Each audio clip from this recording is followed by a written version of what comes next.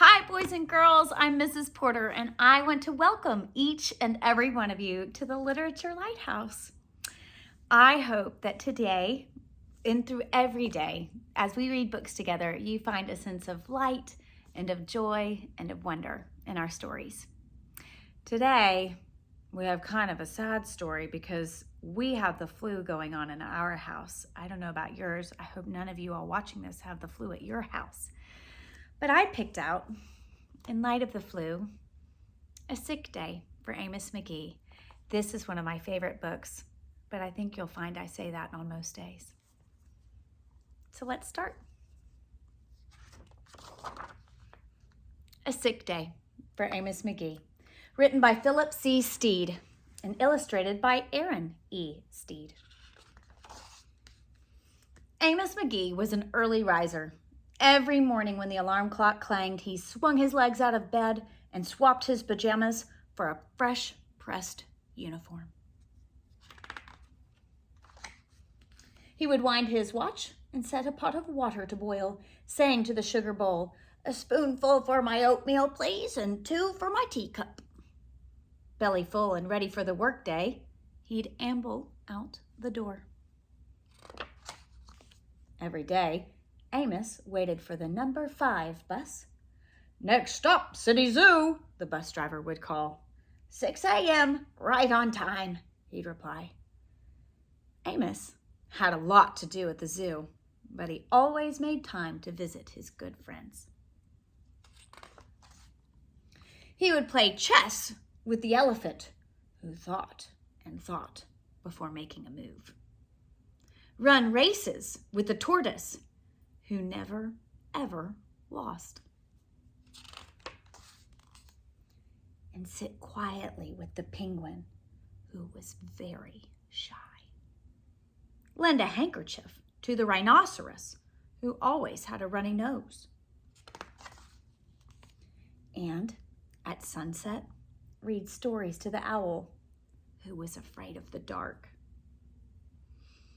One day, Amos awoke with the sniffles and the sneezes and the chills. He swung his achy legs out of bed, curled them back again, and said, "Ugh, I don't think I'll be going to work today." Meanwhile, at the zoo, the animals waited for their friend.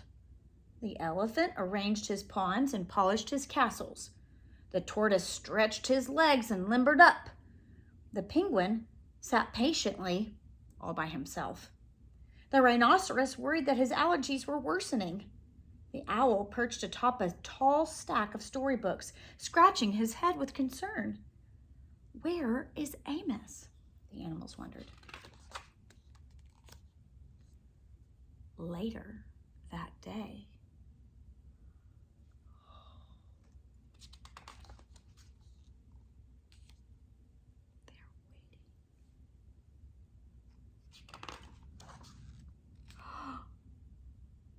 where do you think they're going? I bet you can guess.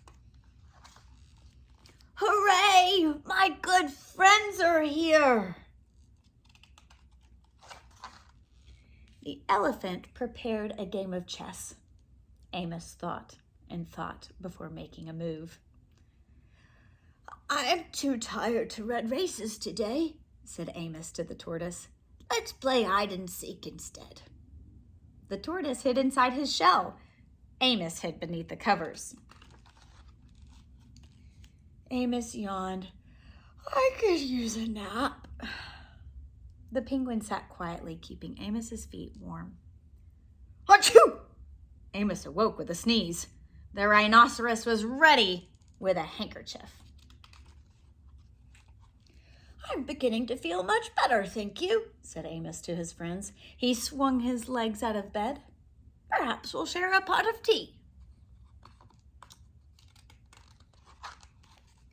Amos wound his alarm clock. "It's getting late," he said. "After all, we have a morning bus to catch."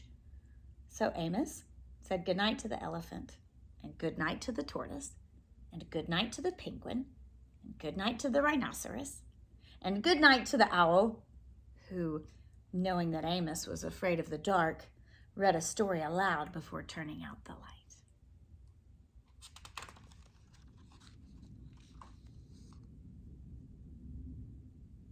Aren't they peaceful and happy?